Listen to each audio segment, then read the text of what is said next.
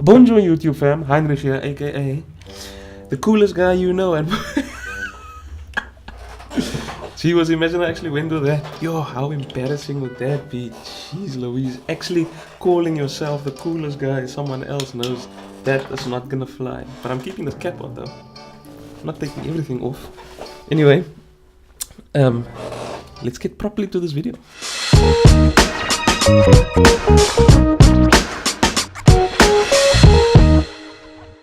Bonjour YouTube fam, Heinrich here, aka your favorite slice of humble pie, and welcome back to the channel. Thank you so much for taking time to come sit, chill, watch, and maybe learn something you didn't know before you watch this video. If you like it, click like. If you dislike it, dislike, leave a comment, hit the subscribe. Anyway, let's get to the video. Jeez, I'm sorry for harassing you with all that. Today we're going to talk about 5 things that can improve your workflow in Premiere Pro that will make you work faster and way more efficient. So roll the intro. Didn't I roll the intro already? Because I did the first bit, then I had the intro, then I had the second bit, and now I'm going to start the video. But normally when you start, you must have intro before. You know what? We don't need an intro. Number 1. Tip number 1 we're going to call the ins and outs. This you basically use to identify the piece of footage that you want to use from your raw footage to go into the main video, you know, the complete project. So double click to get a piece of footage in your source monitor over here on the left hand side. Get the starting point of where you want to start your piece of footage, press I for in, scroll, see where you want to end. If you decided that's where you want to end, press O for out, click and hold on the screen of your footage, drag and drop in your timeline. And that's how you use the ins and outs. Number 2 we're gonna call M marks the spot. M marks the spot is good for music, to find your downbeats and to find all the beats that you want to change, you want to transition to another scene. M marks the spot is perfect for that. So without using the ins and outs, just click on the little audio sign over here at the bottom of your clip and drag that onto your timeline. So this will require you to listen to the music.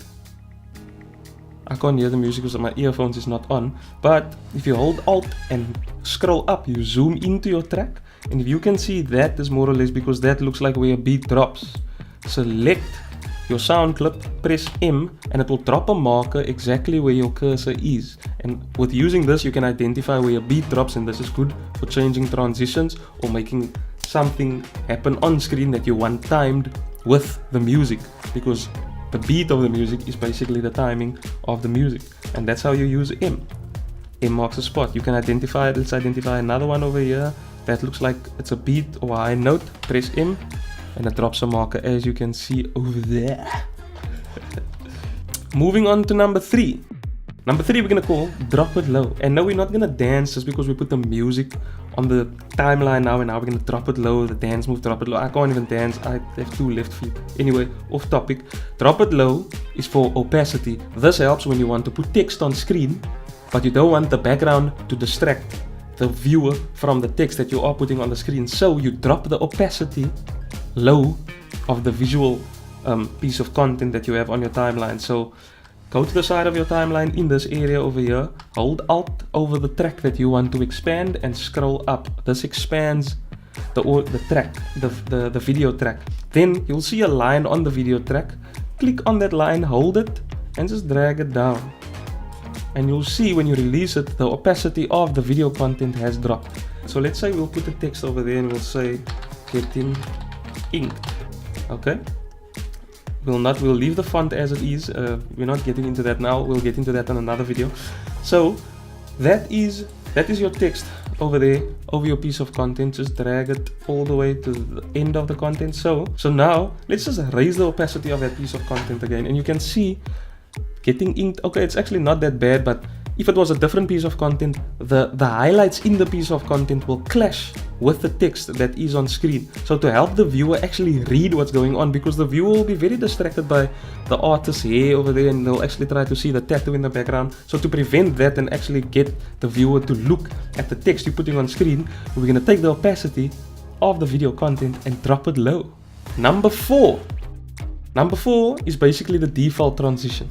The default transition is basically a transition that the program has in it that it applies when you choose to put in the default transition. So to apply the default transition without going to the effects panel and choosing the transition you need, the default transition in Premiere Pro is a fade out. You just come to the end of your piece of content over here, you give it a right click, you say apply default transitions, and what that does is on the video content it drops a dissolve or a fade out, and on the audio content it drops a constant power. So that basically just fades it out. So it's already looking dull like that, but if you play it out, you see how it fades like that? That is the default transition. We'll look at it again. See how it fades out? That is the default transition. One more time. Fading out. That is the default transition. Normally what you would do, you would go to effects, and then you will say dissolve over there, and then you'll see over here it says cross dissolve. Then you'll take that, drag it onto your video content, and then it will apply the cross dissolve. But you didn't have to do all of that by just right clicking and saying apply default transition, and the default transition has been applied. Okay, tip number 5. Tip number 5 I'm going to call the downbeat. So to understand this, you do need a little bit of music knowledge, but I'm going to explain it anyway because it really helps for someone that wants to actually use the end of a track for the end of a video. Like when, let's say you're editing a video for a client, right? And they want to put it on their Instagram. You need a 1-minute clip. But most songs are not 1 minute. Most songs are 3 minutes, 2.5 minutes, give or take. Some songs are 6 minutes. Okay, I digress, I'm sorry. But in order to use the downbeat, you need to know where the downbeat is in the music, because most music runs on a count of 4. Some songs run on a count of 3, but that's very rare. So now you need to fit this long song in there, so that when you're done with the video concludes when the song concludes as well. It just really rounds off the video properly, you know. Sorry, my chair is a bit low. So for this I'm gonna have to put my headphones on, so please excuse the stupid haircut. I'm just gonna put on my headphones so that I can actually properly do this. Okay, so basically what we're gonna do is we have to cut this song in half. Not in half, we're gonna have to cut the song on the downbeat. So let's find the downbeat on this track over here quickly. 1, 2, okay, wait. 1, 2, 3, 4. 1, 2, 3, 4. 1, 2, 3, 4, 1. Okay, so that's the downbeat. The downbeat is on 1. So what you can do is, I marked it over there. You can press C, take out your cutting tool, you can cut it there. So what you have to listen to the song and how the song moves. So that was a very mellow part of the song. So you need a mellow part on the other side as well. You can't go from mellow to like a strong beat. It's not gonna work. So you listen here. Finding this downbeat. 1, 2, 3, 4. Boom. Let's try again. 1, 2, 3. Yeah, let's go there. That's the downbeat. 1, 2, 3, 4. 1, 2, 3, 4. Boom. Right there. That's the downbeat. You can press M marks the spot. You can take out your cutting tool. You can cut it over there. Press V to get your selection tool back. V. Select that two there. Delete the middle. Drag this 2 downbeats to each other. Give it a listen. 1, 2, 3, 4. Okay, so you can also put a default transition because you want the constant power to kind of blend that two together. So you right click on the cut over there, say apply default transition and give it a listen. 2, 3, 4. 1, 2, 3, 4. 1, 2, 3, 4. Boom. Okay, so obviously it doesn't sound so good because you know how the rest of the song sounds, but when you deliver this to a client, the client doesn't know what the song sounds like, and the client and whoever the viewers are, they are so distracted by the visuals that they don't know that you've cut up the song at that specific point. They won't even notice where the cut was that was made on the 2 downbeats. So you're not gonna get it perfect the first time. You have to do like a trial and error, and you have to try it out and to see where the downbeats are and if the song actually makes sense dropping it on that specific downbeat. But let's have a listen to this quickly.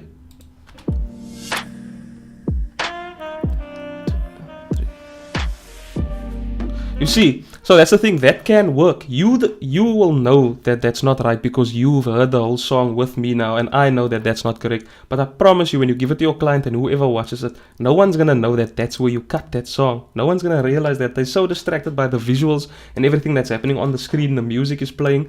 They won't know that you've cut a big part of the song out over there.